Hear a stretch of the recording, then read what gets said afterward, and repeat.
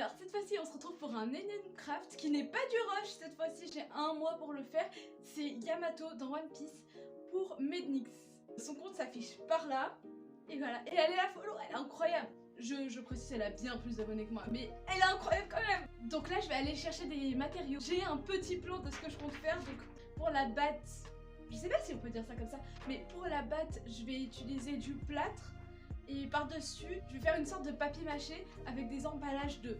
Je vais vous montrer tout ça en vidéo. Pour ce qui est de ces menottes, je vais utiliser de la mousse. Et pour les cornes, il va me falloir un serre-tête. Je vais former les cornes en aluminium et je vais utiliser du papier mâché autour que je vais peindre à la bombe si j'en trouve une.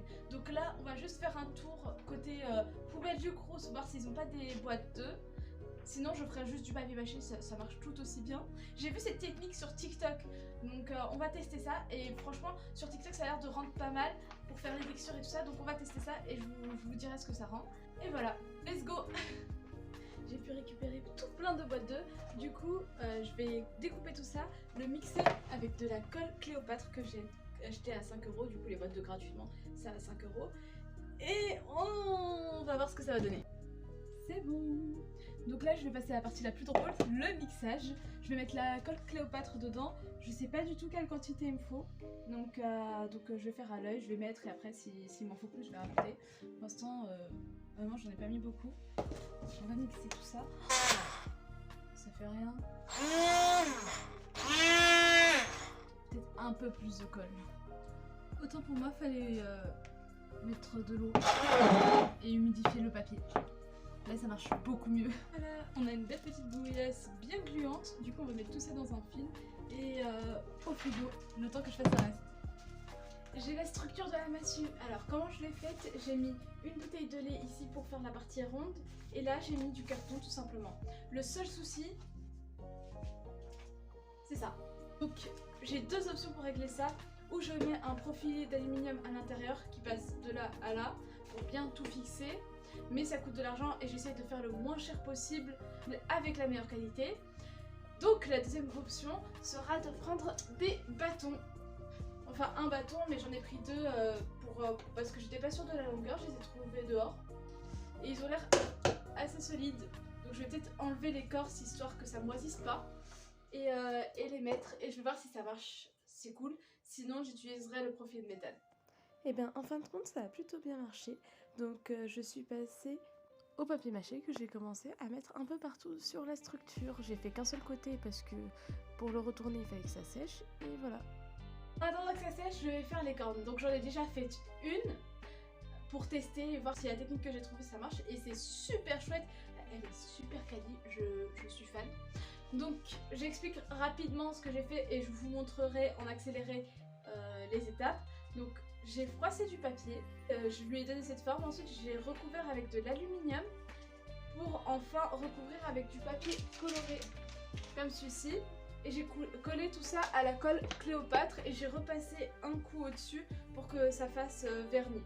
C'est tout simple, ça m'a coûté que dalle quoi, le papier vraiment c'est du papier d'action donc c'est vraiment pas cher. Le papier que j'ai froissé au début c'était du brouillon, donc déjà utilisé. Et l'aluminium, voilà, j'en ai vraiment pas utilisé beaucoup. Donc pour l'instant, on est toujours sur 5 €. Ok, il y a un truc auquel j'avais absolument pas pensé, c'est que c'est mouillé.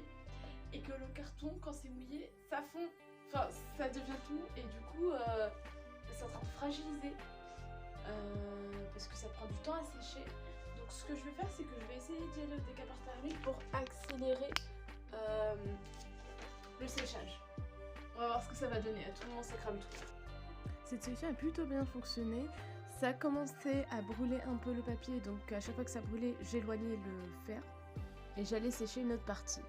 Du coup, j'ai fait l'autre côté et ça a séché super vite. Je suis trop heureuse, c'est vraiment aussi solide que ce que je souhaitais, genre. On peut faire grave des moves.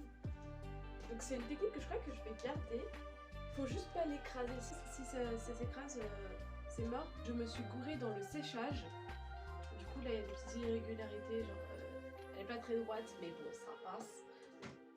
Excusez ma voix, je suis enrhumée. Mais pour ce qui est des cornes, franchement, la partie vernissage elle passe crème. Je vais essayer de trouver un moyen de les accrocher sur la tête. Je pense que je vais faire un serre-tête avec le pistolet à colle. Et je vais le fixer comme ça. Il me manquera plus que les menottes. Et voilà. Donc on passe à la partie peinture. À partir de maintenant et jusqu'à la fin, il y aura que de la voix off parce qu'il n'y avait pas grand chose d'intéressant à rajouter. Donc j'ai tout peint à la peinture noire, il n'y avait pas besoin de faire d'effet parce que la texture était déjà très bien comme ça. Et j'ai un peu fixé tout au spray à colle. Là je passe aux menottes, donc je fais les anneaux avec du papier mousse. Je les passe au décapant thermique pour les rendre un peu plus solides. Et je les encastre les uns dans les autres. Après je prends mon gros rouleau de mousse pour faire les menottes, que j'attache avec un élastique pour que ça puisse bien rentrer sur le poignet. Et j'y vais vraiment avec de la colle à la One Again. L'élastique était trop long, donc je l'ai un peu replié sur lui-même. Et j'espère très franchement que ça va tenir. Ensuite je peins tout à la bombe de peinture. Et je rajoute des points noirs pour rendre tout ça un peu ancien. Et voilà, je vous laisse apprécier le résultat.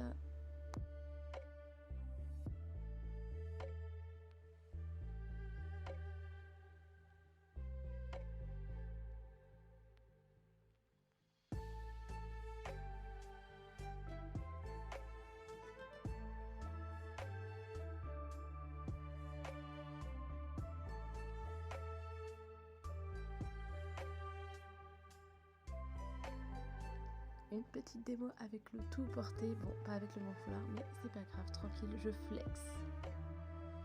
Et voilà, c'est terminé, je suis pas pu faire de moi, j'ai fait tout ça en environ une semaine en sachant que j'avais les concerts en même temps, ce qui n'était pas simple. Mais franchement je trouve que j'ai fait pas mal de progrès, la batte elle tient super bien, faut juste pas l'écraser et encore je pense que si on l'écrase elle tient quand même un peu. Les menottes, la mousse, je suis pas très convaincue mais c'est déjà mieux que la dernière fois avec l'épée. Et les cornes, bah, je suis super fière d'avoir fait ça à la main en fait. J'ai pas besoin d'acheter un serre-tête et je trouve ça incroyable. Il y a le petit fil là qui dépasse, bon Mednix va devoir le couper parce que je ne connais pas encore son tour de tête, donc dans le doute j'ai prévu large. Faudrait que je rachète du fil fin parce que j'en ai pas en fait, j'ai utilisé juste un bout de fil qui me restait.